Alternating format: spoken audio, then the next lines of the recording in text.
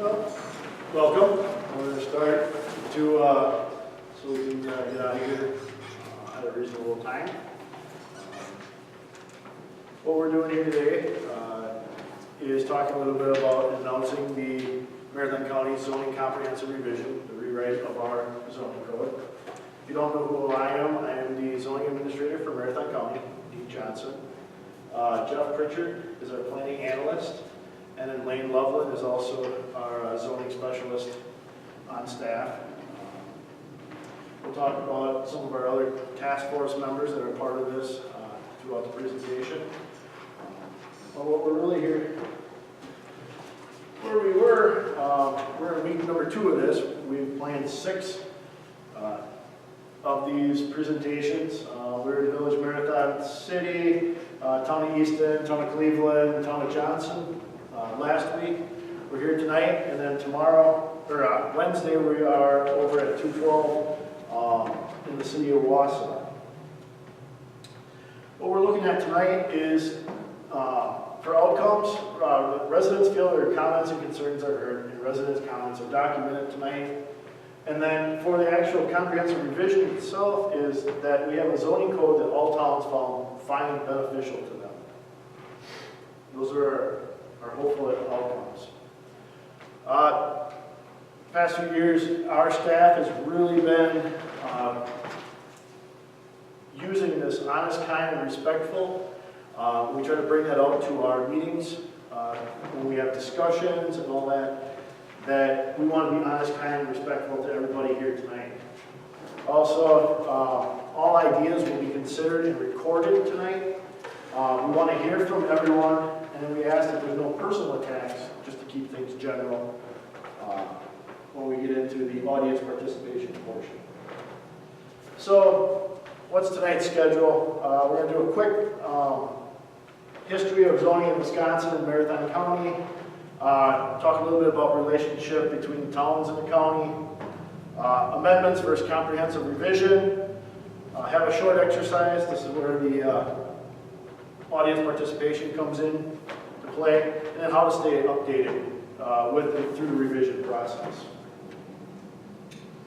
So, what you've probably heard is we kind of use 3 general topics when we talk about zoning: shoreline, floodplain, and then general or comprehensive. The general and comprehensive, which we mostly talked about tonight, and this is what we are updating working on revision for. We will be looking at the shoreline and floodplain updates as we go through the process, and I'll explain that. So, general history, quick history. First zoning ordinance in Wisconsin was Milwaukee in 1920, and then about 9 years after that, the rural areas, counties, were able to go and adopt zoning ordinances. In 1933, Oneida County was the first one to adopt a rural, comprehensive rural zoning. Then in 1968, the local government required the administration of local counties to administer shoreline and floodplain zoning.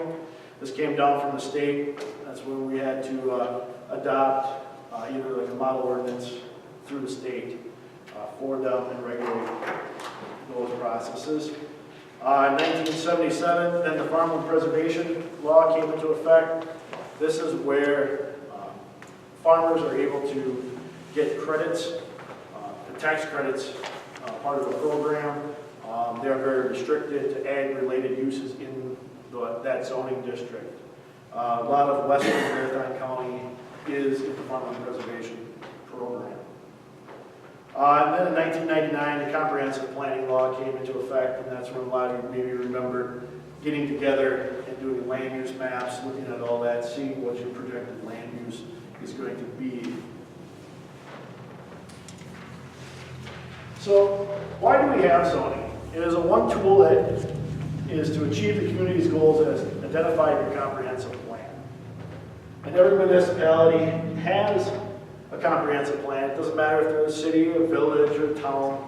And it's their roadmap of how they wish to see development in their community. And it answers the questions of what we want the community to look like in the future for a preferred place to live, work, visit, and do business. And everybody's vision is a little bit different when it comes to a comprehensive plan, from a city to a town, you know. But everybody has to plan what they're looking for.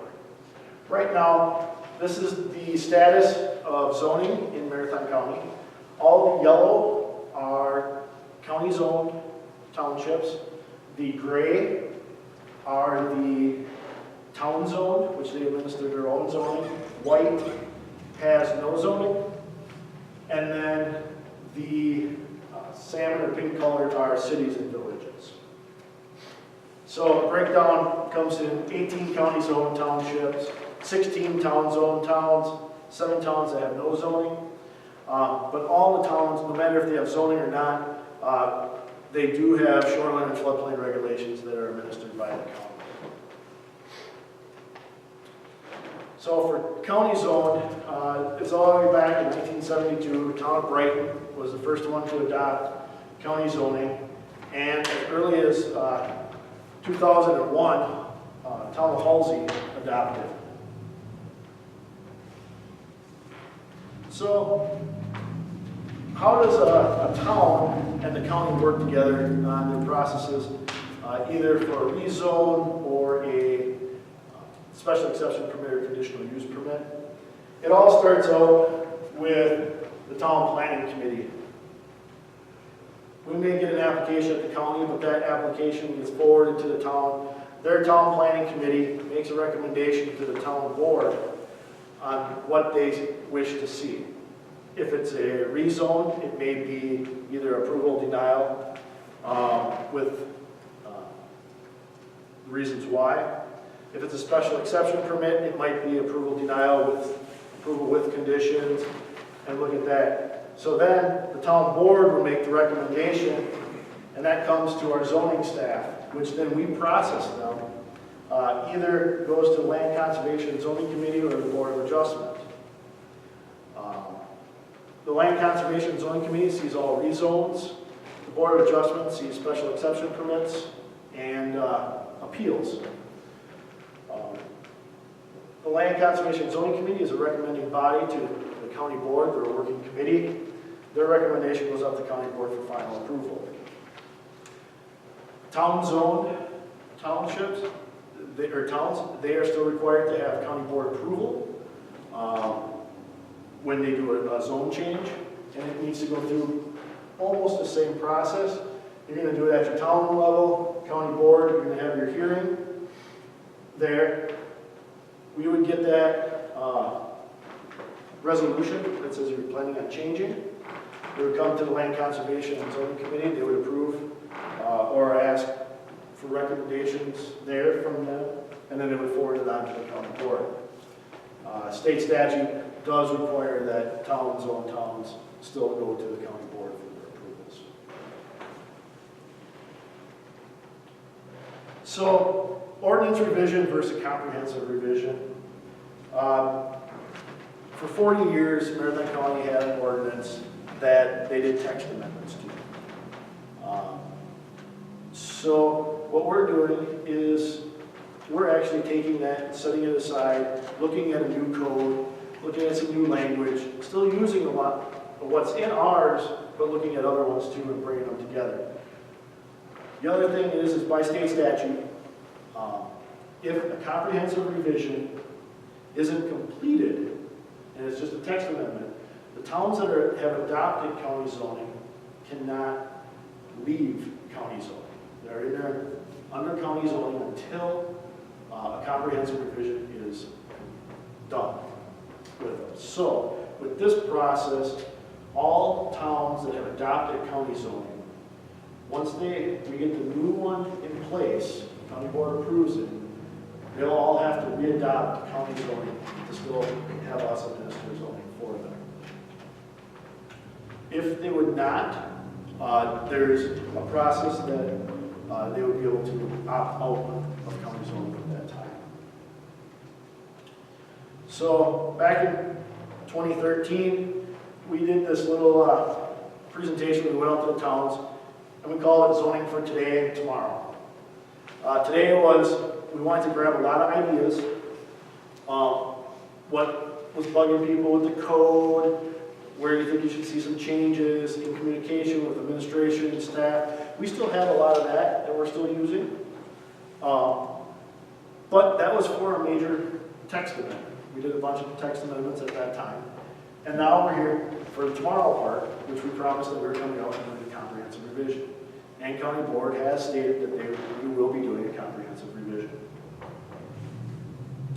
So, what are we doing as part of a comprehensive revision? We have a lot of districts. Right now, we're trying to consolidate into less districts, make it easier for people to find and fall into a category, easier for administration of the code. Then we're also looking at separating the codes.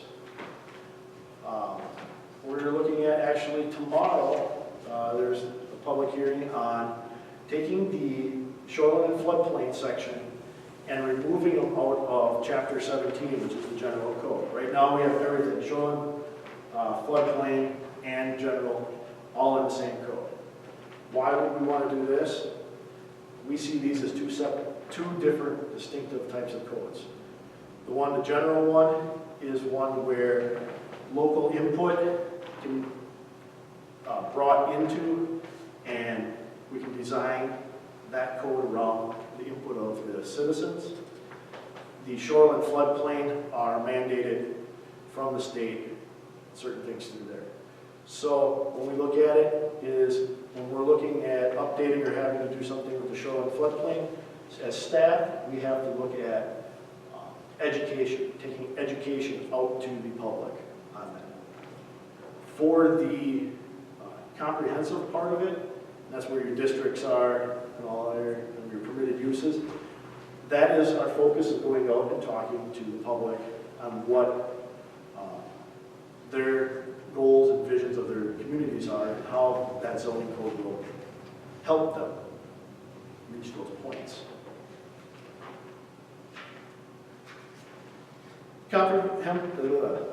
Comprehensive revision policy. We've never had one of these. We are looking at taking this month to the ERC, the Environmental Resource Committee, a policy that would specify a time period where we would be required to open the code up.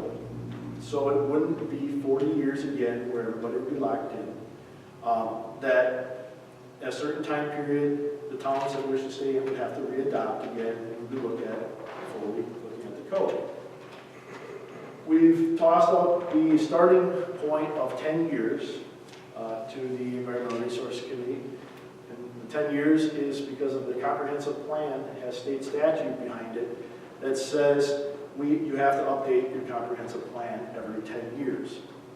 So the process should be, once you have the comprehensive plan looked at and finalized, then you look at your zoning and modify your zoning to make sure that your zoning and your comp plan are matching.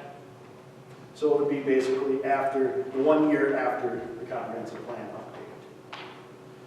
This, again, wouldn't lock everybody in for 40 years. You know, if they wish to come out at any point, and any time a town can adopt in to county zoning. But the only way they can opt out is through a comprehensive revision process.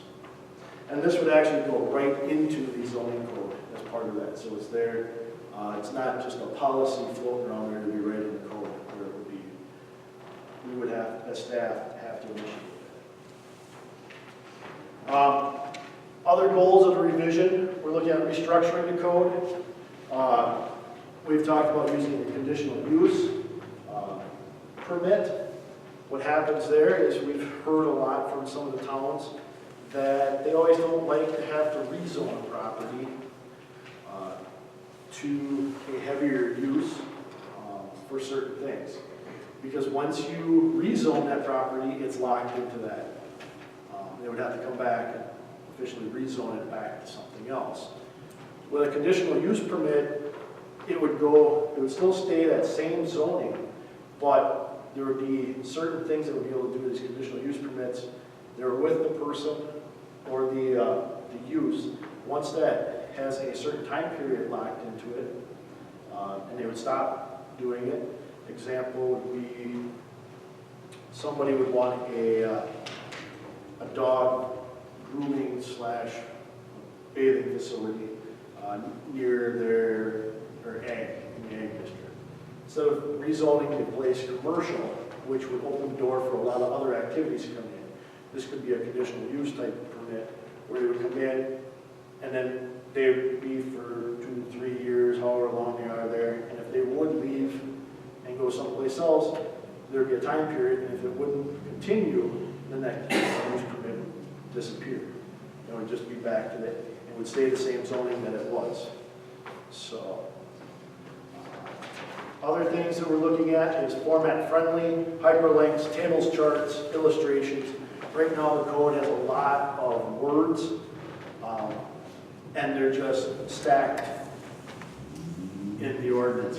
We're trying to put in headings to break it up. These hyperlinks and everything, a lot of stuff is going digital. So when it's online, you'd be able to hyperlink or click on portions of it. It will take you directly to that section of the code. You can bounce back and forth. Tables. One thing that we talked, or has been talked about a lot, is if you want to find out where a use is permitted, you have to flip through each district to see, okay, is it listed? Nope. Oh, there it is. Okay. Yep, it's allowed in this one. So you have to go through each one and look where it is. A simple chart where all the districts are up there, and it's just a dot basically showing if it's permitted or conditional use right there. Very quick reference option. Another chart of setbacks and densities and all that, all in one chart. Where you can pull these charts out and have them sit right there. You won't have to flip through the entire manual all the time for the zoning code. No pyramid zoning. A lot of that is basically stacking different uses and referencing back to those districts and everything. So everything is a permitted use or conditional use in that district instead of allowed. Then the big one is town and citizen involvement. We're looking at workshops, coming out to different places and just talking with the people, making sure everybody knows where we're at, what we're doing, keeping you updated. And at the end of this, you'll see ways of keeping updated. Biggest challenge that we have is balancing those individual property rights and then the community's interests. The towns, because they're looking at, they want to keep a healthy, safety, orderly living environment, and then protect their property values for taxes and property rights, but then the individual's property rights also. You have to balance that out there.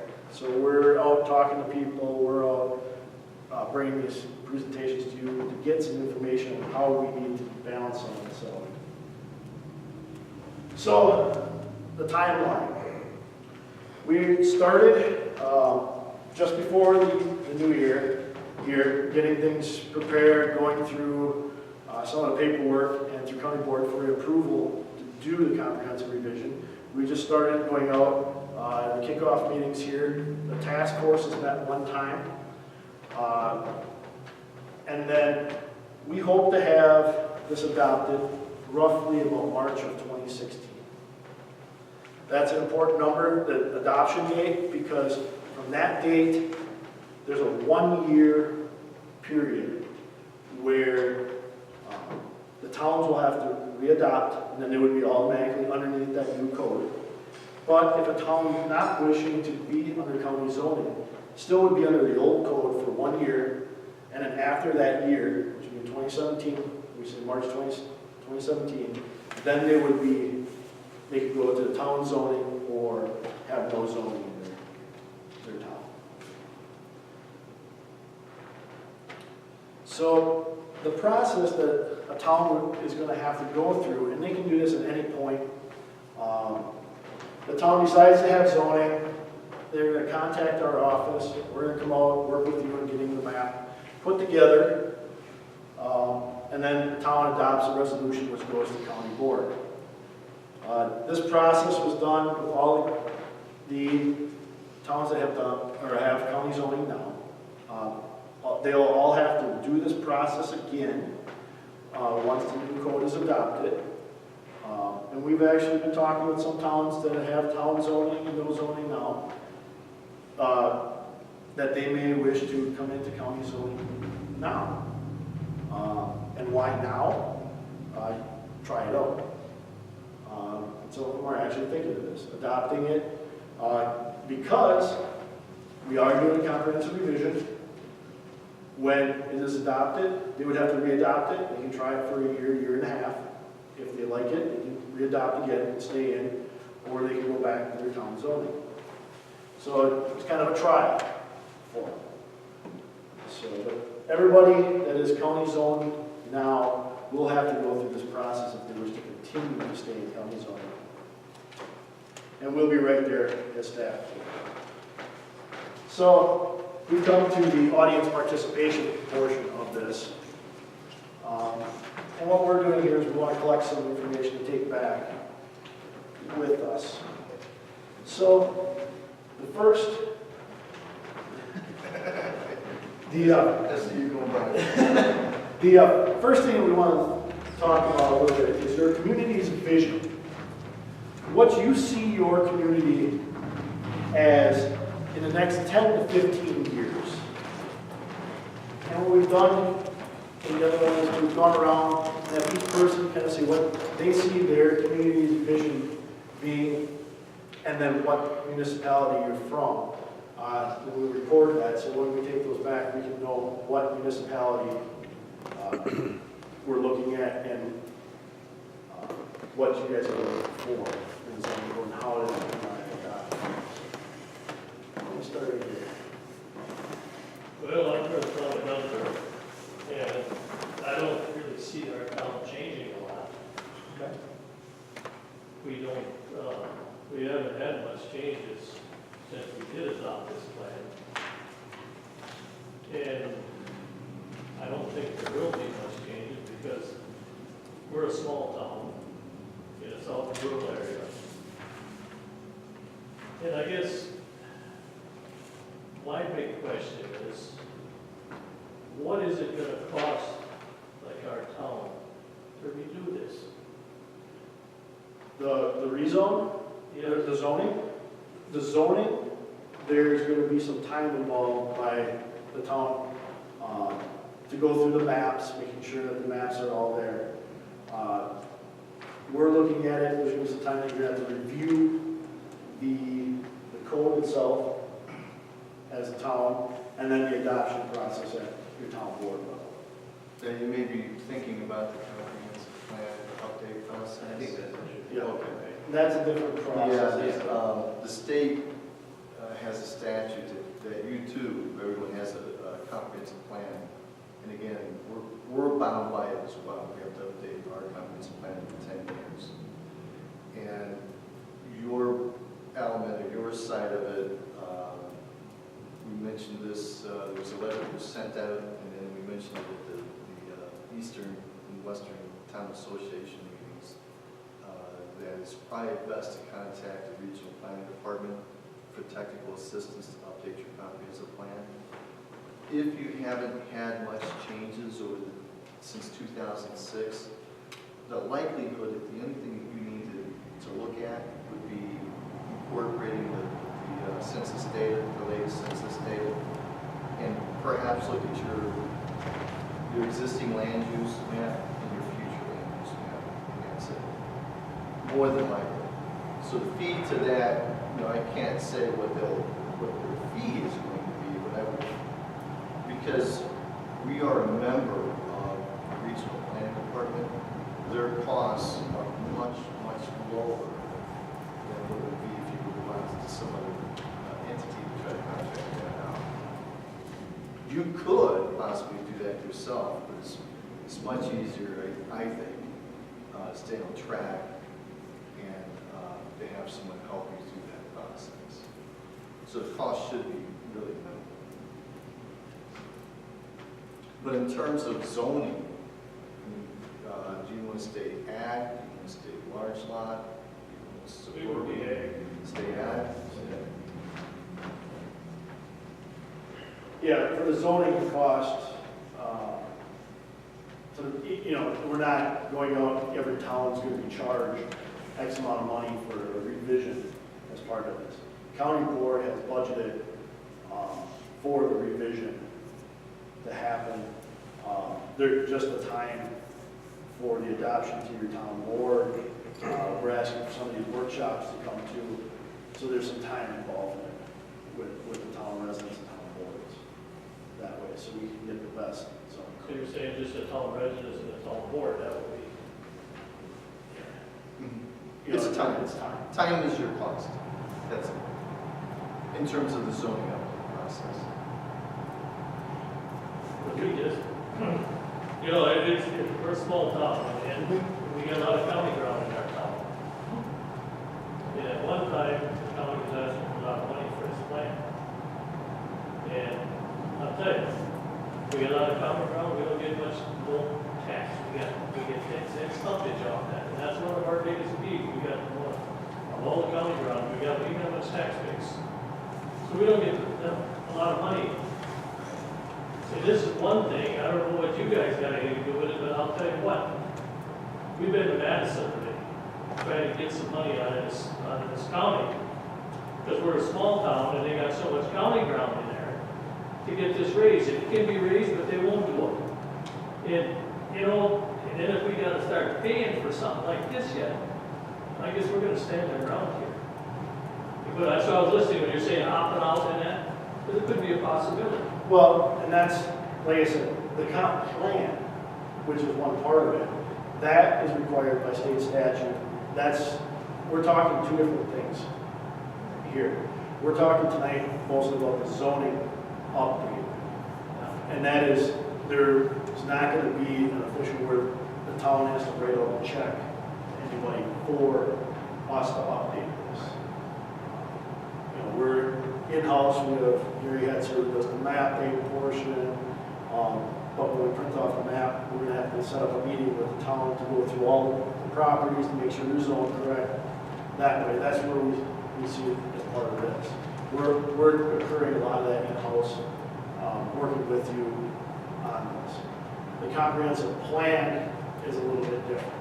That's where the updating of demographics and all that, and the future land use map as part of there, that may cost the town a little bit to have it updated. The county's not taking the role as it did the first time, going out and doing a lot of it. Yeah, the first time, the county received a grant to do that. I think it was total, I think the total cost was $1.2 million, and the county received a significant amount of that from this grant.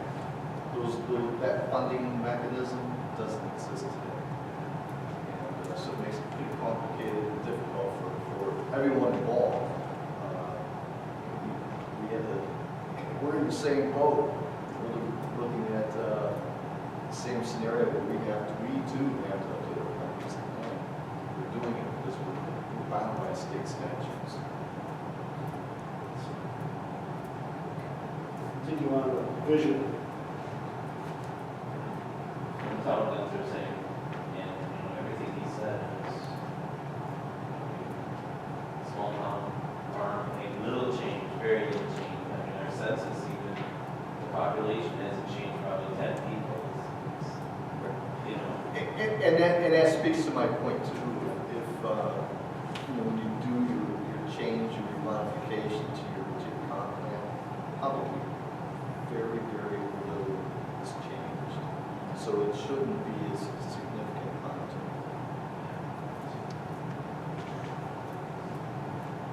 Vision. Yeah, boy, he's trying to get out of this, isn't he?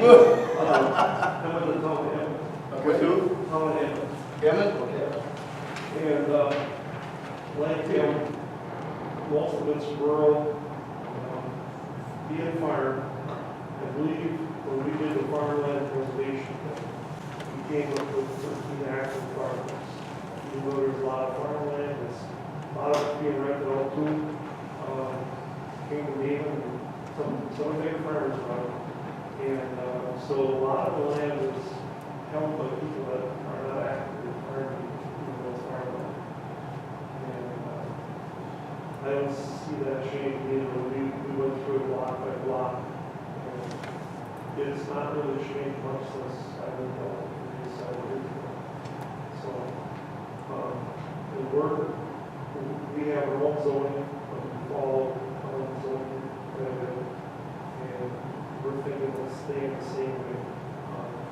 Am I following you, right, that in this next year, you're going to rewrite the county zone, and then we're going to have to either adopt that at that time, but would be perfect, how would it seem? If you are a town-owned township right now, you won't have to do anything if you don't wish to. We'd like you to look at it and see, you may want to use part of it, maybe you want to come and join county zoning part of that time. But if you wish to stay the same as in a town zone, which we have several town zones, you won't have to do anything unless you modify your zoning code. Then you would have to just take that to the county. And it doesn't have to match ours, it doesn't have to be anything like that. But if you would and that's at any point. You know, the biggest complaint I hear for years on end with dealing with whether it be county or state is if somebody's in the company, somebody in the township comes to us, we know what's in the area, and most of the people live here most of the way. So they're dealing with people right there, they call the third scheduled meeting, we will put them on a zoning committee, have a meeting all one night, change or what they're doing. Where they always feel that if they have to do this in the county, they have to go there, jump through some other hoops, and people just, want to do that. I think that one slide, it always starts at the town level. Yeah. So it's just to keep that. Yeah, and even in county zone, there's a resolution that the town brings in. We host the public hearing and everything as for it, but the town still has a big say. In my state statute in the rezone, if the town denies it, there's only a couple options that the county board can do. One is recommend denial. And the other one would be is that person or applicant would have to come in with a significant change to look at the rezone that haven't changed. And more than likely, if he did that between the town board's denial and the county hearing, the county board or the LCZ, which would send it back to the town board for review or wish to have a comment from them. So. The other thing is with the comprehensive plan, we were going to sit down and just go through it again. We actually looked at, when the environmental preservation thing was, we looked at that and said, there's really nothing changing here in these things. And that's what we plan on doing that way. And then, are we going to be sent the form, or how are we going to do that thing at that time? No, I mean, we can look at the old one, but In terms of farmland preservation? no, as far as that comprehensive plan. Oh, yeah, it's up to you as a town to make that movement. So your board has to, or should, have some type of discussion in terms of how you're going to approach it. So if you're going to do it in-house, that's one way. Or if you want to hire someone else out to, as a technical assistance advisor, or have them do the update, they can do that as well. So you can negotiate the contract, if you will. Right, but at that time, if we look at it and say, there's nothing changing, are we gonna have a form that we're gonna fill out, say we're, It's everything's going to good? send a resolution to Right, or, yeah, have them re-adopt or. Well, I'm kind of, you know, a lot of you're times, definitely going to have to look at your demographics though. because I believe we, I believe it was at the last meeting or the meeting before, I think we received a letter that said we're gonna have to look at this within this next year. Yes. Yeah, so I mean, I guess what I'm thinking is, we'll get a form that, or we'll make, or clerk will make a resolution that we have looked at this, and we're not going to make the changes and then forward it to you.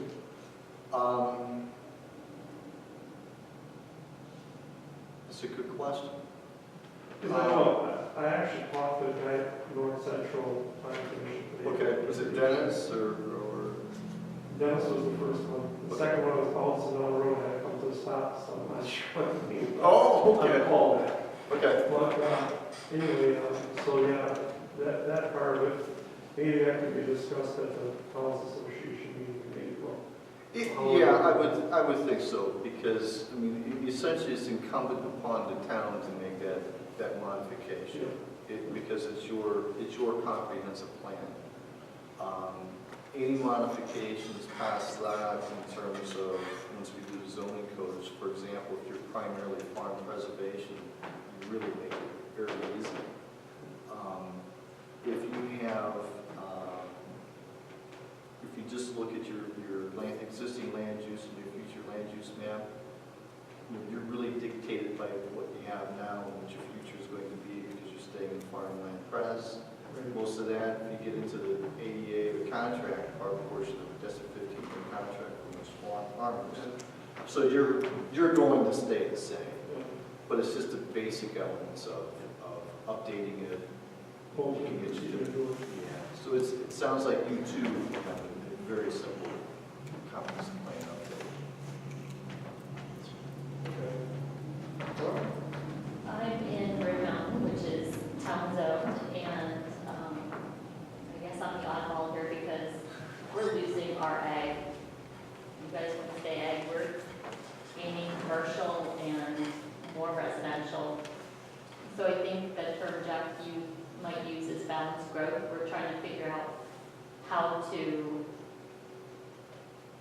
properly zone those open ag areas so that we get the right mix of uses going forward. We'll have the offices, the shopping area, and more residential, I'm sure. I always like to say Red Mountain, we pretty much have room for everything. It's just a matter of putting the right thing in the right place. Yeah, Red Mountain's a little different than anything out there. I mean, it's Yeah, I just want to touch base on that. We're here in task to try to find the balance between your towns and a town like Red Mountain, because of the different uses that are going to take place. So you guys are pretty simple. You're probably going to stay general ag and farm pres and rural estate, for example. Where with Red Mountain, we need to get a bit creative, if you will, in terms of, well, what kind of zoning districts are we going to have regarding commercial? How do we control big box development? How do you manage the parking? How do you manage the stormwater? How do you manage the lighting? Those types of things, which is completely different than your needs. So we'll have the full spectrum, because we'll have a McMillan, a Red Mountain, perhaps, and other areas that we have to make sure that we have text and documents that enable the town to be flexible and creative. For example, residential, you may have to have conservation development if you have sensitive areas, wetlands or rivers. You may have a complicated development site that you're approached by a developer and says, hey, I want to put 50 homes on this, but where's he going to put them? You might have natural features that are going to prevent that. Well, you have to be creative. You have the ability to have the developer have creative design for residential development while maintaining density levels.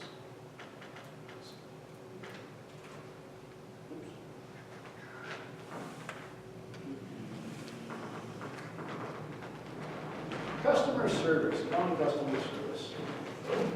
What we're looking here is for what town residents and towns have heard or, dealing with us, whether for our technical services or customer service back to the towns, good and bad.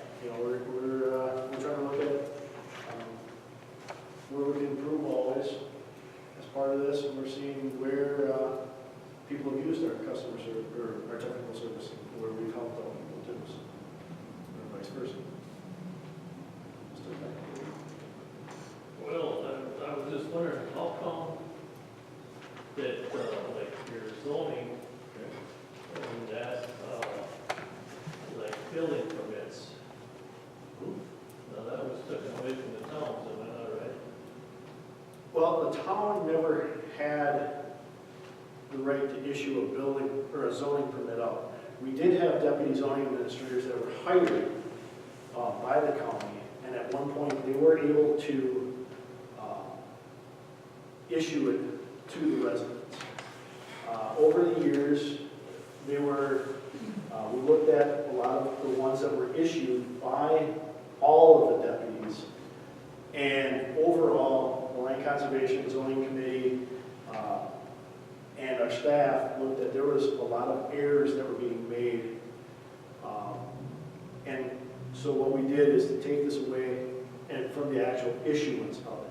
We still wanted to help them get that permit correct, filled out, and get it to us, but then we have the final review of it. We had also a few issues where the permits weren't being sent to us right away in a timely fashion. So we would be doing inspections of other ones, and also we could see a home going up, and we wouldn't have a permit in our office for that, for example. So that was a decision made by administration and the LCZ committee to just remove that operation. So what they're doing is assisting the residents still, and the residents have a local contact to go to for the permitting process.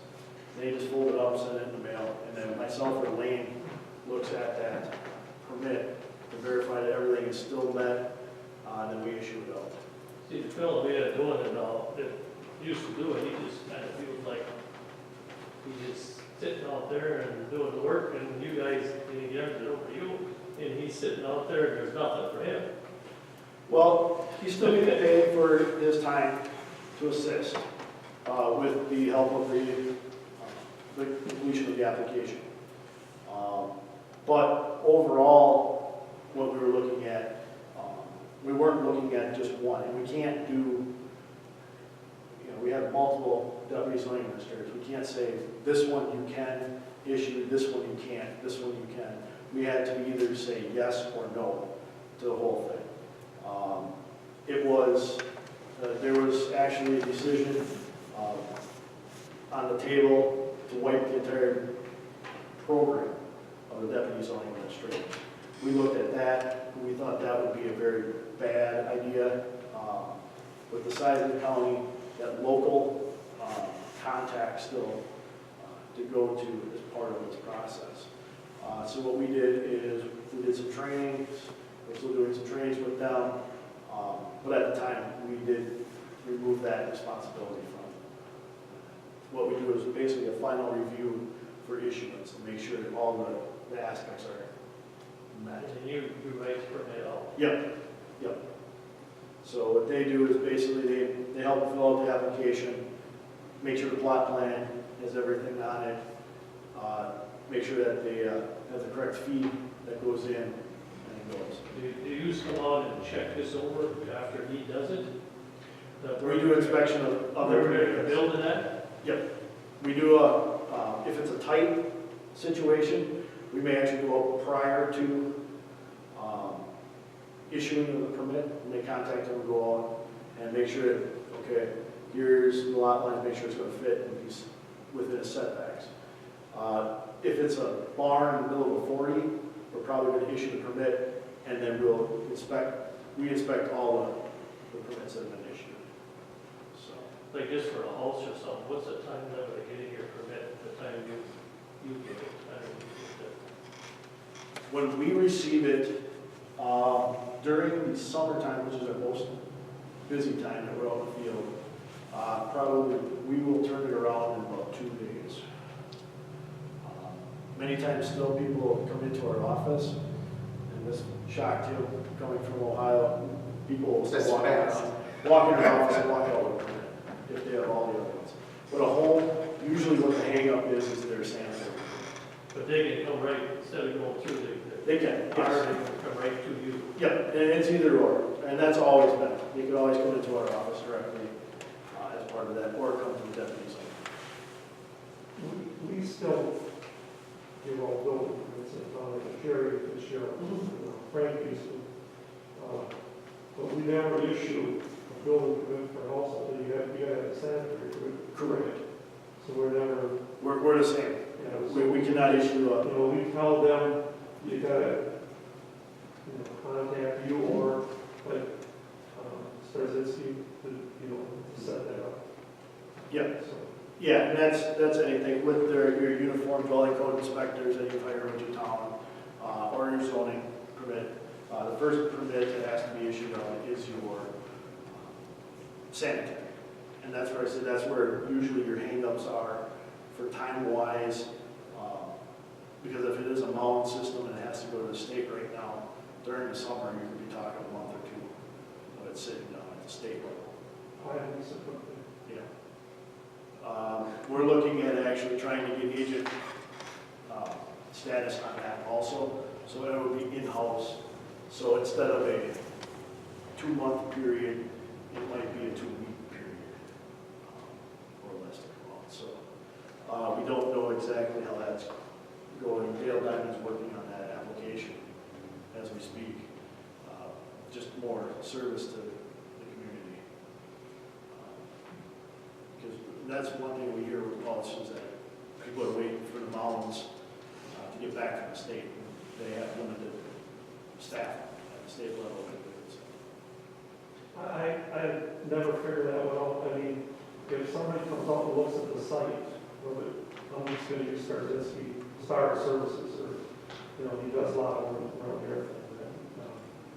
If he looks at the site, what difference would it really make if they started at a house?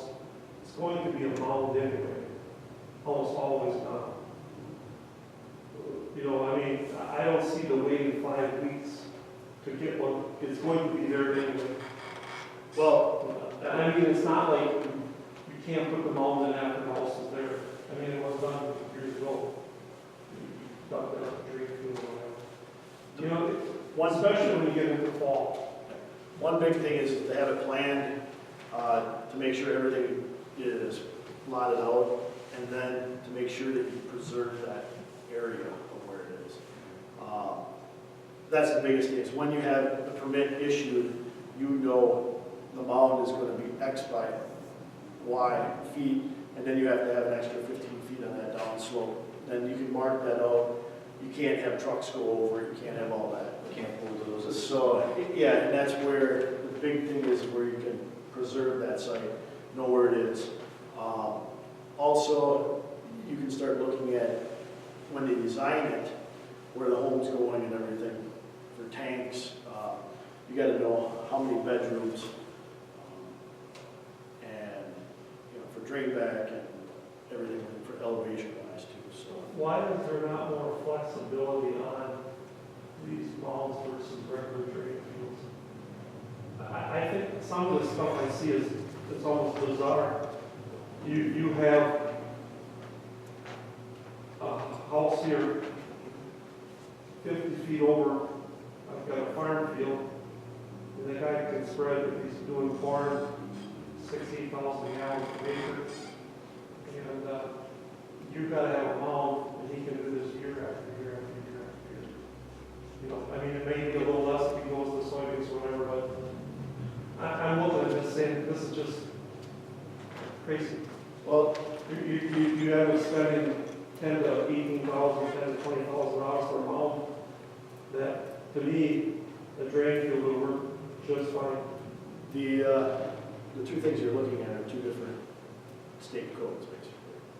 You got the nutrient management for your field spreading, Who got the phosphorus, and, you're looking at all that. That's the one. The state has the other one set up for, they used to have what they call a percolation test, where you come and you dig 3 holes, you throw water in it, you watch it. Now, they actually went to a system where you jump in the hole, you look at, what you're looking for is, they call it bottles, that is showing where the high groundwater is. And then you have to have basically a 3-foot separation. So they've made it grazing from the state was what it was called. You may have Topsoil, you may have limiting soils, Yeah. high bedrock, high water. Yeah. all kinds of- And that's where they try to make it standard. Basically, you look for one of these features, either a bedrock or high groundwater, then you try to find, so you have 3 foot of separation. If you have it in the soil, great. If you have to build it above, some of these are a foot or so above only. That's where they are. It's a standard of what they placed in. It actually is, for me, it's kind of nice as a regulator in that, because you go, okay, here it is, we have to find 3 feet of compatible soil, or you have to build up, you only have a foot above, so you have 2 feet you have to place on, or that way. So it is kind of nice that way, and it's easy to explain to people too. And it's state. Yeah. I was explained to it quite well, Yeah. but it still won't answer the question now, how that ends up being that way. Land spreading in the winter. I put on over 350 miles a day. I drive for a company, all around this county. I see it going on all over. And I don't see it going on all on flat. We're not all flat. And I shake my head wondering why this is going on. Yet, on the other end, we're getting hammered. We got to meet all these rules and regulations for runoff and everything. Well, that's a to be determined situation, because the TMDL is coming down the pipe, and we just right now we don't know what the outcome of that is. When you ask little towns, Marathon City, Edgar, to put in, I don't know what you want to call it, phosphorus scrubbers or whatever, for $3, $4, $5 million. And just over the hill, this is going on. It really makes it work. And it's something that's going to end up being looked at. And what they're doing is, through the nutrient management, these farmers are supposed to be testing the field X amount. I'm not in that program really, so I'm giving you the 30,000 foot. They test, they're supposed to report, they have plans that they're supposed to be looking at spreading and all that. Plus, they're also looking at the difference between cattle waste, basically, versus human waste placed on there. There's different regulations on those too, because there is land spreading of human waste, but there's a laundry list of things they have to do before they can do it. They can't just pump it out of the tank, drive it over to the field and spread it out. And that's EPA guidelines, 502 biosolids rules. Yeah. So that's one thing, is that they're not apples to apples when you're looking at them. We have no control over that. And that's why we're trying to do something. You really ask yourself this when you see this going on for years on end. And in the state of Wisconsin, farmers have been placed higher. Yeah, but I will just tell you that I grew up on a farm. Well, it was a big farm. I live out in the farm area. I ain't got a problem with farming. But a lot of these issues from when I left 40 years ago, left farming, a lot of these issues are big farms. And when I look at it, they're costing, whether it be townships or the regular person. If they didn't cost us money, they're costing us money. And I can name a few things. We're expected to keep these roads up in great shape. And I had a guy last year, I had to go and stop from doing this on one of our roads. I got a complaint. I went down there, and what do you call it? I was told the sign is gone. Sign was in the ditch, pulled out. The road postal sign. So I took my maul and I went down there. and I pounded it back in. And then I met him on the road, and he says, I have no idea that this area was posted. And I said, listen, I says, you're not gonna tell me this. I said, it's posted on every corner, by every road that comes off the county or state road. You know, I said, I'm not here to bitch, I was just finish the day, get out of here, because otherwise the cops will be tomorrow. But you're asked to keep the roads better, so it becomes a problem. There's no fuel tax or anything paid on. And all these, you have people, when they see the water running off the hills, running into the creeks, wherever it's running, you have a lot of people other than farmers just mad about this. You know. So it covers all people. Welcome to our world. Yeah, sure. That's about half of land conservation zoning. Yeah, meeting. that's right. First half, first quarter talks about zoning. There's maybe a quarter about human waste and human poop, and then it's cow poop. That's the whole meeting. I wish I knew, Jack, because that would really help out.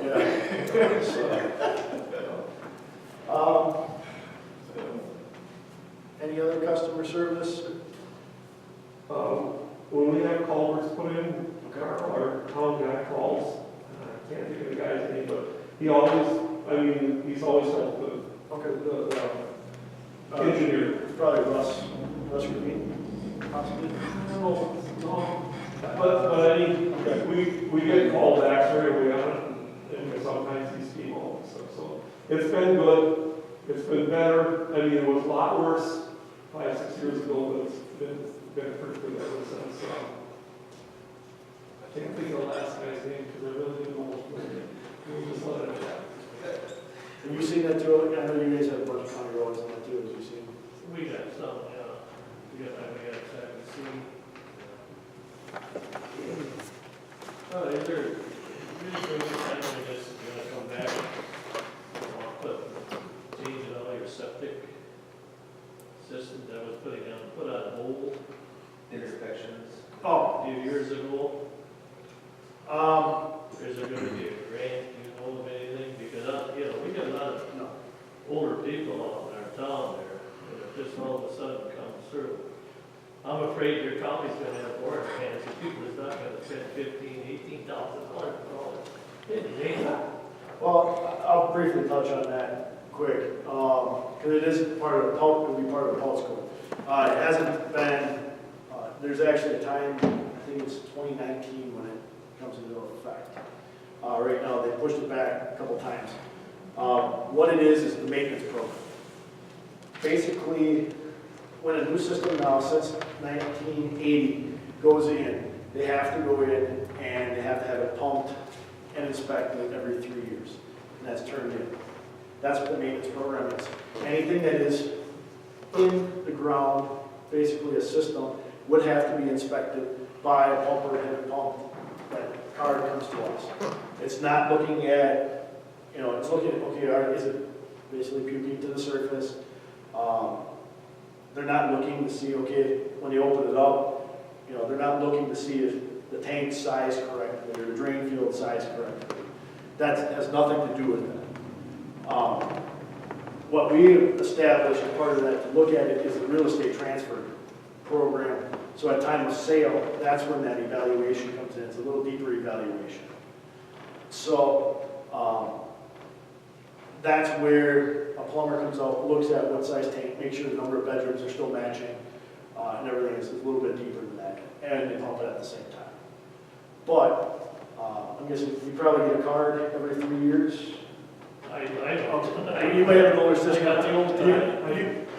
You get a card that says you got to call a plumper, have a come, that gets turned in, and all it is there's 3 questions on there that your pumper signs. What about, I got the old way in, everything's fine. Yep. That's Well- 90% of the people there. Yep, that's what it would be, is that they would have to come out, they would find the tank, pump the tank out, make sure that it's not coming to the ground surface, that it's either locked or buried, the tank cover.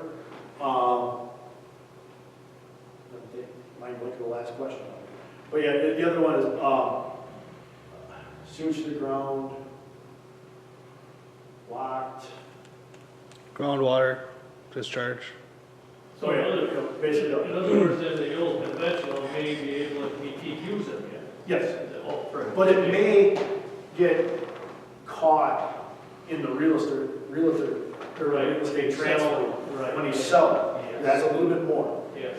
That was a big, there was some firms in northern Wisconsin, and they went around and they were saying that they wanted business, so let's go and get this in now, get it in now, and that's where a lot of this misinformation has come out of this. It's the same thing, you would basically, if there's a structure that's supposed to have a system on, which more likely has, you're gonna get a card, asked to have it pumped or inspected every 3 years, report that back to us. Same as somebody is that would put a system in since 1980. If you're on a pumping schedule now. Yep. Even pre-80, okay? You would continue on. I'm just using my son as an example. Every time Bob's up mine, he does mine every 3 years, I send him down there and he does it. I don't believe he ever gets a card, but we just do that for them. We always He make may report. Yep, he can just report it in. If he's not reporting, basically all he would have to do is, he's gonna get a card, and he'll get a number, basically, like your permit number, it'll go in the system, and we just track that, and every 3 years, then you would start getting a card. That's all that this is. It's been postponed twice already, it's 2019, if I remember. And that's common practice. At all. Just, you know. Okay, so I know in our town, we've got people that got every 3 years. What if they don't do it? It's the town's responsibility then, right? Nope. What we have now is, We get a letter that tells you to show up in court. well, yeah. Because what happened, and I'm glad he's gotten better with kindness, because at that time, was the first time I got it. The system was put in October, did not move into the house till late November. So when I got the card in June, I put it on the pin board, and I thought, I'll pump it when I get towards fall. Why pump it at 2 years, 2.5 years? And then I got a letter that said, if you do not pump this, this is what's gonna happen. So, and then I was informed that they want to try to pump it during the summer, so I kind of understood it better. Yeah, we want to pump there in the summer more, and we don't know those situations all the time. What it goes by is the approval. When we were out there and did the final inspection, we had that happen a lot. But we, so there might be. Well, you don't know this until it's happened, so it happened. It don't only happen to me, I've seen it happen to other people, but you wonder why, and you don't get that explanation until, I actually asked Bob, and he explained why. And we go, and those our staff goes right in, and we can change the cycle number, we can change that, because we look at it, it might be May, we do a final approval, but it might not be to the following May. We've had a year later that people actually move into the place. So no, it's sitting vacant. We just bump it. I guess I feel on that end of it, if you spend $15,000, you don't want to go into hell. So you just pump it. Yeah. So that's what we look at. If they don't pump right now, we've gone to a citation process. They get a letter, they get another letter, and then they would receive a citation as part of it, and then they would still have to pump. And if it wouldn't, we actually set it up in our court council that we would go through 2 citations, and then we would send summons and complaint to our court. Of course, I know it was told to us that once it wasn't pumped, then it's up to the town to get out of it. That was the old, for a holding tank, we used to have the town sign off, and then, because that was the only way at that point, towns were the only ones that could do a special assessment. So the town would come out, pump it, and put a special assessment on the property. I don't think we ever used that on anything, but we actually got away with that. The town doesn't have to sign the agreements anymore for holding tanks. So,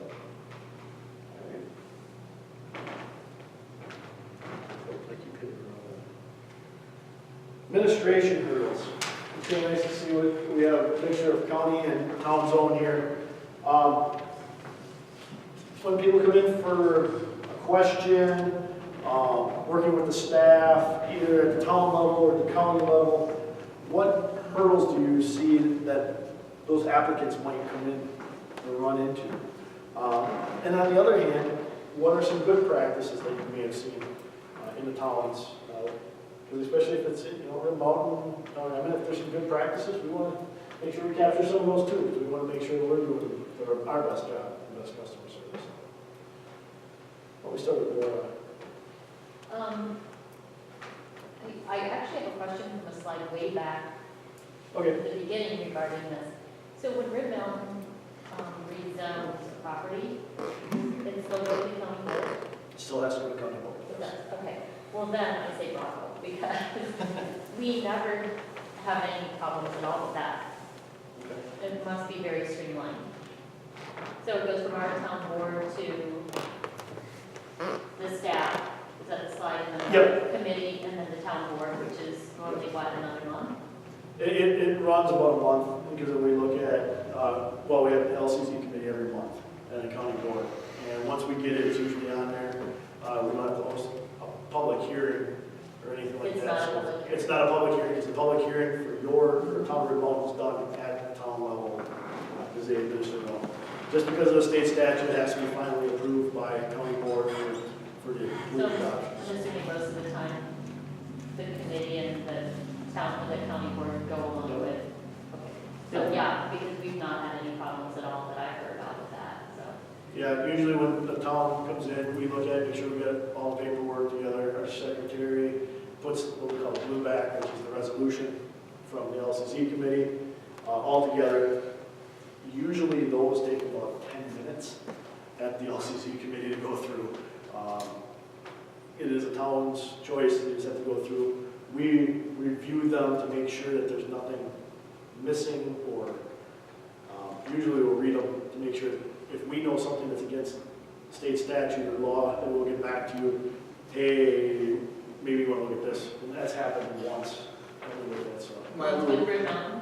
Not to remote, Oh. it was too different. My little caveat to that, though, is if you do make a zoning modifications, it's not in compliance with your comprehensive plan, you then go back and modify your comprehensive plan. So we always do it in a two-step. Very good. You have to do the comprehensive plan first, Thank you. and then, It's a little pet peeve of mine. yeah. Tom Emmett? Yeah, well, great, but, this, I think this falls into this, okay? With remapping the whole county and doing all the fire numbers, or whatever you want to call them. Okay. When we had our fall meeting at the town castle, we took a show of hands vote. I don't know if any of you were there, but Becky was there. And Lee Pete was there, and Brad, there was a number of them. And most of the townships do not want to see this go through. Because of the cost, okay? And we feel that if there needs to be change with roads, where duplicate roads, we should just be changing them. I'm throwing this number out, I believe it was the 60 range of roads, with 27 actual numbers. Instead of changing the whole county, it costs the township, well, $20 a sign. It costs every person, whether any financial document, you have to change everything, all your addressing, okay? And I did not like the comment that Becky said, well, that's part of change. Just because Portage County wants to do it doesn't mean we have to do it. And the other part is, when I look at it, I'm not seeing where Marathon County was ever sued because somebody couldn't get where they were going. The second thing is, I drive all over. I was just out in Harrison Hills. That's about as far as our radius reach with our trucks. And the guy told me to go out on I was way out. And I didn't have no trouble finding that place that I had to go. And I'm not familiar with that area at all. I'm east of Commonwealth now. And in today's world, with 70% or 80% of people having cell phones, I cannot figure out how that sign is going to help anybody if your accident is between this sign here and that sign. If they can't find a sign and they don't know where they are, how is that changing all that is going to help? But anyway, going back to the point with it, anyway, at the meeting, so that's just that part. When we took a show of hands, the majority was no change, okay? But yet we had some county workers voting for it, which I thought they shouldn't really be voting for it. It should be a township thing. So, you know, I may be wrong on that, but our feeling at the township level is we shouldn't have to be, you know, your job is to present this to us, and we should be able to, you know, you should take some of our word for what it's going to cost. Because, I mean, in the end, that's what it's going to be. Okay. And like I said, the point with safety, if you're a quarter mile between where this accident's happened, the sign doesn't know what. That's my thought with driving every day. I mean, we see it all over. So. Okay, yeah, we'll bring that back. I think our costs right around small towns, $40,000, $40,000. $20 a sign. You know, and then all street signs, we changed all that. Yeah. And anyway, then the house changing numbers. Well, I heard there's gonna be a new grid system somehow. There was a new grid system that they're looking at. We were supposed to have that done. Well, then we heard about that, we thought, we changed it, we're gonna have to go back and change it again, so we just held off. We don't, Road signs again, you know, we just had all of it. We may have to do it again, but I know there's been some concern because in our township, we do have duplicate addresses on our end of town and then some way up by Roselle or someplace up. I You know, think so, the and I know numbers, there's been like barns lost because they've sent them out there, you know, the fire departments, and when it's been on, you know, different ends of the county. but I think the number, when I was at the town meeting over a year and a half ago, I think it's under 30 of actually duplicate numbers and somewhere in the 70 range of streets that are duplicate. Yeah. But, you know, I know when things like this happen, the person on the phone is excited, and I don't know how that can be changed. You know, if you're familiar where you're at, it's not going to be an issue. But you know, I'm sure everybody knows somebody that don't know where they're at when they're driving. And look at the problem areas now full. We have problem areas versus an underlying area of problem areas versus countywide change. just on our thought, for instance, the fire department, they were called to come out. The smoke is going over the road. They drove through the smoke and went by it, they missed the fire. I mean, that's what, so what good is the sign? Richard Johnson. They had to be stopped, they had to be stopped. Richard Johnson's on the county board, and he was at the council meeting. He brought a sign that's a little bigger than this, with the numbers on it. He says, if they can't read this sign, and it says Holden on it, that's what he's from. What more can you put out there for them to read that? I mean, I don't understand it. And the dispatcher, you know, probably does the best he can, and if he sees that multiple thing come on there, I can see where that's an issue. But then, you know, let's eliminate the amount of roads that we have. So there is no multiple roads, so it can only be one town line or whatever. It's a lot cheaper to do that than to do a county-wide thing. And that's what we'll bring back, look at those areas instead of a countywide. And the second thing, Jim's not here to speak for himself, so I'll speak for him. Jim Criswell. He said the same thing with land. From what I understand, you want to take all land descriptions and turn them digital, right? I believe that's in that same process. All the land transactions right now, if you want to go and view, you can go and view, the record description. Yep. I believe you want to do that all electronically. Some of it, I know they've been transferring stuff over electronically. Which is a pretty big cost, he said, and I'm wondering why we're spending that kind of money to do that when. I don't know all the details. That's Well, I mean, I'm taking his word for it, and he would know, he does kind of fall township, so. let's put that on there. Cost of updating.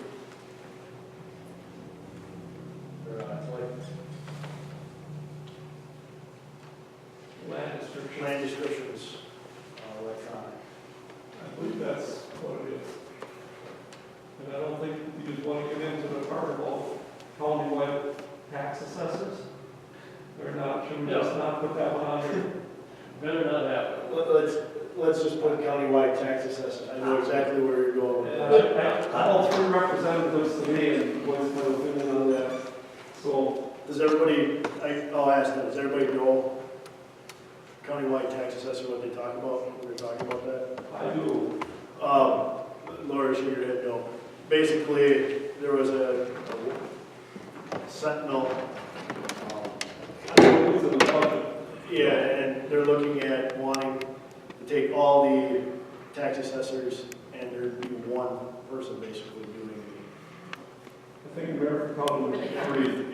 basically they're getting rid of, they're trying to, what they're saying is they're trying to get people to look at the exact same thing in the way they're doing it. And there's an error factor that they figured in, and I don't know all the details, but So you have consistency if you have the same Consistency, yeah. person. that's what they're looking at. But the issue is, for most rural townships, it costs between $8 and $10 to do a parcel. Okay? And if you're a city or municipality, they have their own assessor usually. That bills between $26 and $46 a parcel. And what do you call it? They want, the state wants, every year, every municipality to be at 100%. So if you drop under that 100, you'd be paying, instead of paying maybe $10 a parcel, you're going to maybe be paying 26, and you're going to be doing that every year because you're going to be under that drop on that. So that could be cost your township. We pay $8,000, costs us $24,000 every year. I know Becky's been, that's been on her radar, and she's been talking with some of the people in the county on that too. Even though it doesn't, it kind of affects our department a little bit, but not as much that way. So that is on our radar, that's why we said that. So, along with administrative, general permitting, hurdles and challenges that you've seen, from residents or in personal, and it can be in the town or county zone. What was that again for permitting? Now, kind of the same thing, the hurdles that, people had to go through administrative, but this is actually dealing with possibly obtaining a permit of some sort. Have you seen any, where people, I guess an example would be, we did have one where, permitting a store, so that's kind of one that was a challenge that was settling before a little bit. Do you see any challenges with the permitting system in the county or This one I brought up before, with the DZA? Anything good that you've seen in the county, that have improved over the last few years? Yeah, and since zoning was looking over different, it has, because in years past, I can go back 30 years, and, it was like, hey, the county wouldn't listen to us at all. We were just pitching sick, and it was just, but today, it has changed, Okay. because, you can talk to the new zoning a little bit better. Before there was no talking. It was everywhere. There's more communications. Yes. Communication now. It was either County's way or no way. That's what's, I think in our township, there's a kind of a better taste for county zoning. And I think it's gotten a lot better in the last few years, so. That's one reason why we're looking at every 10 years to do a comprehensive revision. Because we have to be good at our customer service to the citizens. If you're not happy, you have an option. And like I brought up before, and you can write it down. 10-cent stumpage. Oh. And it ain't the first time it's been wrote down, and the county knows it can be raised, but they will not do it. And there's no reason for that. That has been over 50 years already, that 10 cents. You can't tell me in 50 years that things ain't changed. That's one that I would have to say is you should be bending your representative's ears a little bit, county board supervisor's ear on that one. Yeah. Is that, am I looking at that the same as MFL? I thought was 6%. It's a payment. County. It's a county where the county owns land. Yep. When we do logging, the town that it's in gets the 10 cents per stumpage basically as they go through it. And that's a flat fee that they're paid. And it's a lot through our forestry department, and the county board sets those as part of that. And that's what we're here for, but we're taking all this back and we keep solving the world's problems. And we keep going. That's So, what we like, is somebody's listening to us. yeah, we keep trying, we keep pushing it back. It's not something that's directly zoning, but it's something that, it's county related, we want to bring it back, so. Have you ever brought this up to the town association? Oh, yes, when he ain't in there. Elroy. I don't know if you've been, yeah, he'd get up and he'd say, how was it? He always said, Frank and Louis Natchez, because we national force. Because we fought this thing. We've been fighting this thing for so many years already. See, we don't get the tax base because we've got so much land there. And a lot of people at the county don't understand this. The clerk didn't understand it one time I brought it up. She didn't even know what I was talking about. The town of Gunther has a large areas that are county forest. And that takes our tax base. Yeah, so you're not getting the homes, and you're not getting. It makes it more difficult to maintain your roads, Right. et cetera, buy equipment, everything. So It'd be surprising to people that don't know use value assessment for farmland. They have no idea that it's assessed at $4 an acre usually.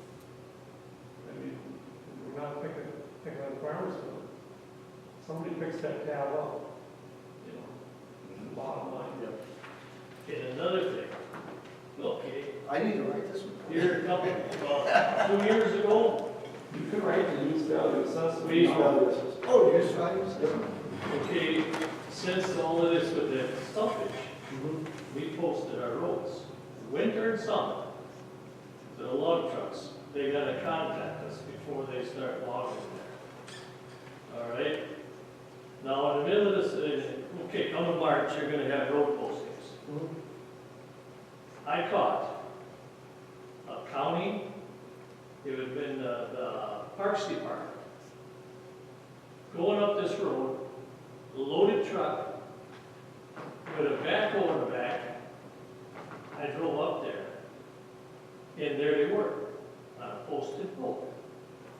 So what I did, I called the county cop. It's one of our own, we can't do that. This is no lie. I mean, it ain't right. Like, the county has got the right to do what they want. I don't know that situation specifically, but yeah, something we'll talk about. And we'd have to go through the state. Town-wise, either one, you have challenges that you've dealt with, you know, because we do have shoreline and floodplain with the county. Otherwise, have you seen any challenges just at your local level of issuing permits out to people, having rezones that way? And not even with the county, it could be just in town, you know, that people say. The only concern we, But, can I interrupt you? no, The only concern we had, when talking about was, I don't remember what it's called, but if you're within how many feet of water, The shorelines as well, yeah. yeah, you have to go to Marathon County for approval. Yep. And, that was something that came about in the last year or two we've been talking about, but there have been no complaints so far. I don't know who communicates from the town with you guys or with the shoreline permitting. Usually Dan will call us, if he's looking at issuing a permit, send them to us. Because that's a lot of land in Red Mountain. Yep, and you know, if we get somebody, that comes in, me or Lane usually shoots an email right to Dan, or Jeff when he was there, and say, hey, heads up, you're gonna have somebody coming in, they've looked at us, do you know, sometimes they've been there already, sometimes they haven't. Well, that was the concern of how much time is that going to cost someone, so I don't know what has been the turnaround time. Usually, the shoreline ones are fairly quick, still, you know, a lot of times if they come in, depending on where they're located, if you're talking just shoreline, or you're talking floodplain and shoreline, and part Just of the it, you know. shoreline part. And the shoreline ones, a lot of times, Because that adds a lot of properties. yep, because it's 1,000 feet from a lake of flowage, 300 feet from a navigable stream. And basically, we're looking at floodplain and shoreline regulations. In those areas, minimum of 75 feet away from your near high water mark, you know, vegetation clearing, what you can do in that setback areas and stuff. We're not looking at the use in most cases, and I say most cases because there are like one or two things that in the shoreline area we actually have to look at by DNR ones, scrapyard. And I will say too, kudos to Red Mountain because you guys actually incorporated in your stormwater regs right here in the wetland setback ordinances. It's added protection. Yeah. Well, the bottom line, the concern was that that would be an inconvenience to the residents in Clear Mountain, and it does not appear to happen, so. Okay, yeah, we try to keep it as quick as possible still.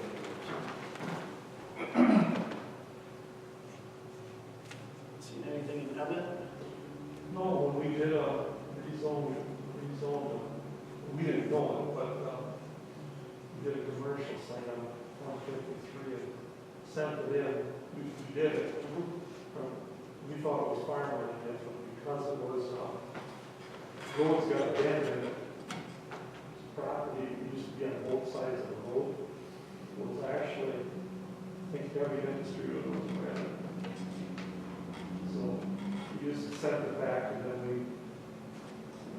adjusted. Yeah, it worked well, right? It was just something that, because the road wasn't overall, it was overall. Okay, it worked well.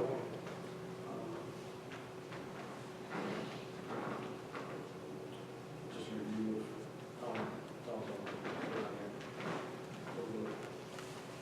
It slowed it up a little. But I mean, it came back. Right, we got the notice and we just changed it. Yeah, we try to do that as quickly and get back right to it. So it doesn't affect usually people too often. So, the last one we kind of want to talk about is we're coming out with workshops and that down the road, and not even for a workshop, but is there anything, other information you would like to have provided to you on zoning or land use that we can bring out to your town, a newsletter, a pamphlet, certain topics? Is there anything that you see? You know, when I've had dealings now with two shit houses. Let's just say it, is, they're pretty well-known people as far as doing, that they haul. I'm wondering if the county shouldn't be having meetings with them, because it almost seems like they're ignorant to the rules in the areas they're at. I mean, they haul all over the county and out of the county, into Taylor County and all over. So I'm thinking that they need, not to just be ignorant that they're doing this stuff. If they're within 1,000 feet of open water, ponds, waterways that always have water in, they shouldn't ignore that fact just because the farmer says benefit. So, information to the pumpers Right. on regulations. That makes them aware of the rules, not the complete ignorance of it.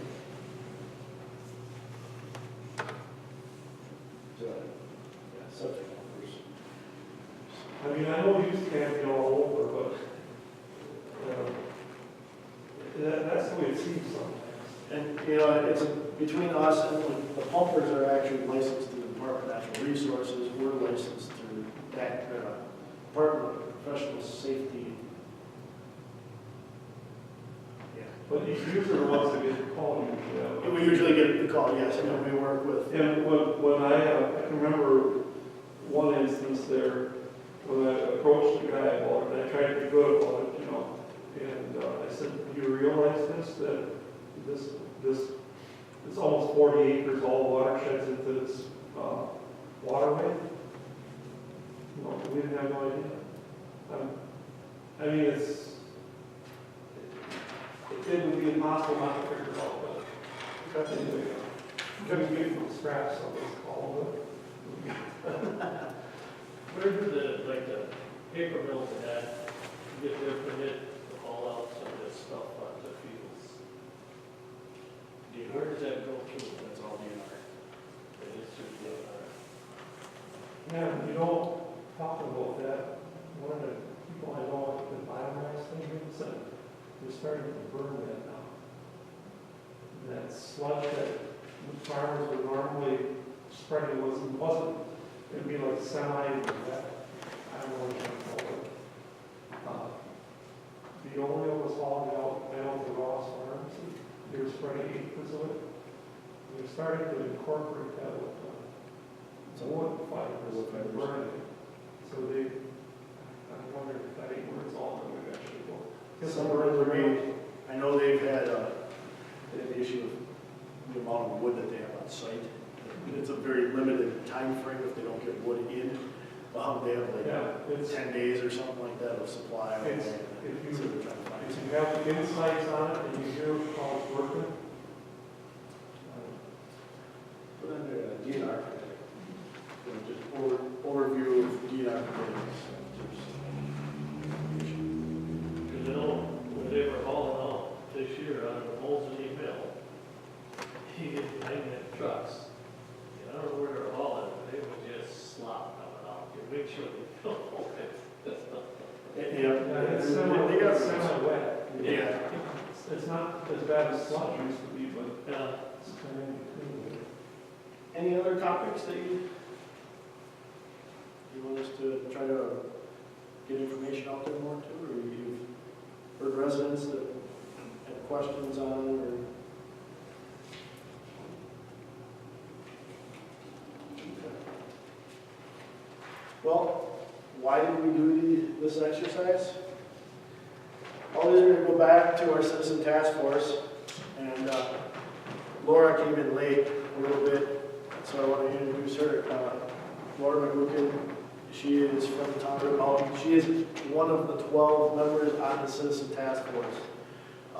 What their role is to review the new ordinance, look at options to be placed in, and where to go with different permitting, sizes, everything involved. Plus, take all this stuff that we've collected tonight and the previous nights and tomorrow, or Wednesday, and while they're going through the process of reviewing, keeping these all in mind, and looking at Bristol Gunther, looking at still want to be small town, staying ag, Emmett's looking to rural, but their mountains, they're going to be more of a business and trying to balance everything out. Keep all this in mind.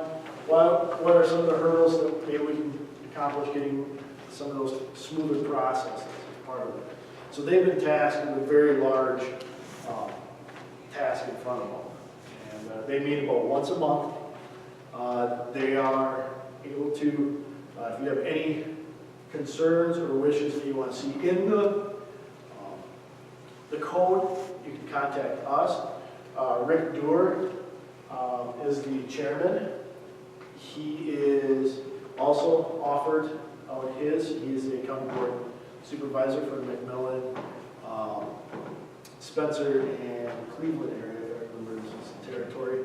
But he can be contacted directly too, he said, if you don't wish to go through the county. Anything that we get that would be part of this is going to go into that task force as that.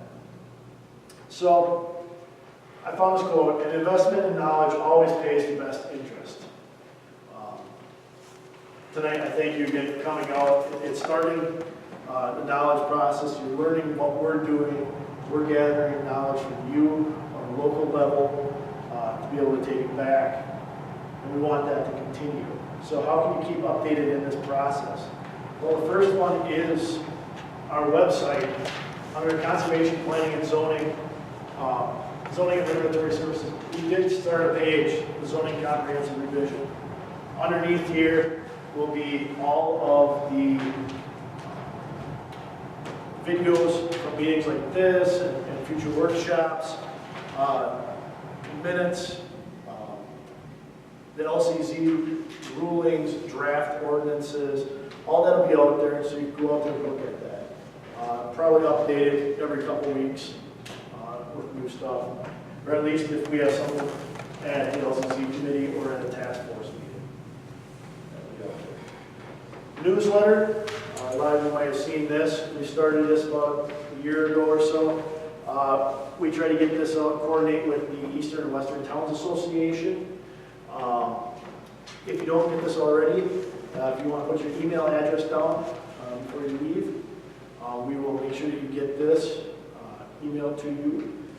This is actually our entire department, so it's not just on zoning. There will be zoning, comprehensive planning, conservation, publics, everything, rural addressing, so it's a whole encompass newsletter. I think in the last one we actually had some grazing news in there too, so might be interesting. Remember, I'm trying to do some great cattle grazing, Walmart parking lot. Last week we actually launched a department Facebook page. Some of you might be on Facebook. We ask you to go out and like our page here. This is, again, a full department one.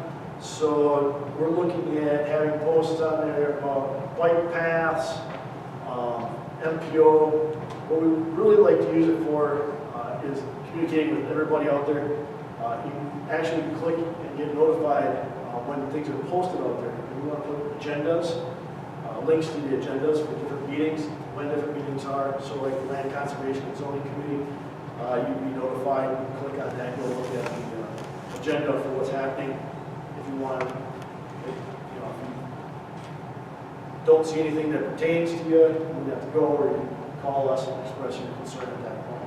Just another way we're trying to get out there and notify the public. Then workshops. Of course, we're going to have workshops with the towns that are looking at wanting to adopt the county zoning, working on their maps and that. But that's only one small portion of it. We want to have workshops also with everybody, villages, cities, towns, own towns, to look at stuff, relationship between zoning and the comprehensive plans, and education to the town boards on decision making for rezones and permitting. How those work together, the comp plan and the zoning code. So when you sit down and somebody comes to your board meeting, you can make a decision as the town. All right, to approve, disapprove, and why. You always want to have a solid reason. And if you can tie it back to your comp plan, That just makes it a little bit stronger. And that's what we want to hold, a little bit of workshop as part of this, going out, working with the towns, is that it just makes everybody stronger. Then, one of the sheets over there has all of our contact information up there. On the top, Jeff is the second one, Lane's the third one down. Rebecca is our director. Many of you probably have met her. And Paul Daigle, he does a lot of conservation practices, but he is the land and water program manager. He's my direct supervisor. Feel free to contact any of us, either email, phone call. We do have an open door policy. Feel free to stop by, or we can sit and chat. So, as that, are there any other questions?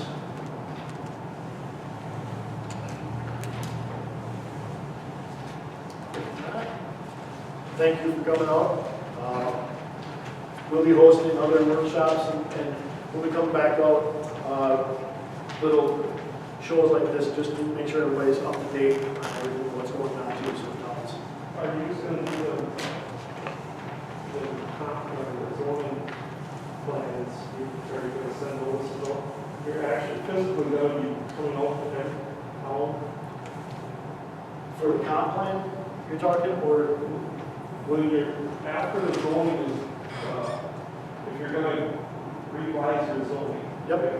At some point, are you coming out to every township to have a meeting to look at these plans with the town?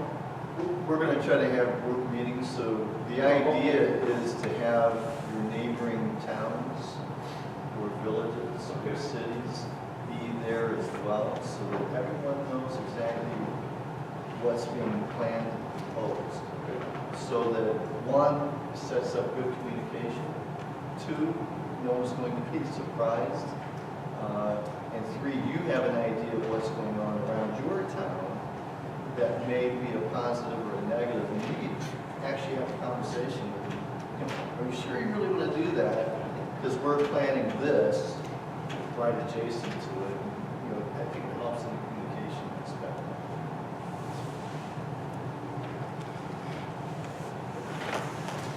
Thank you.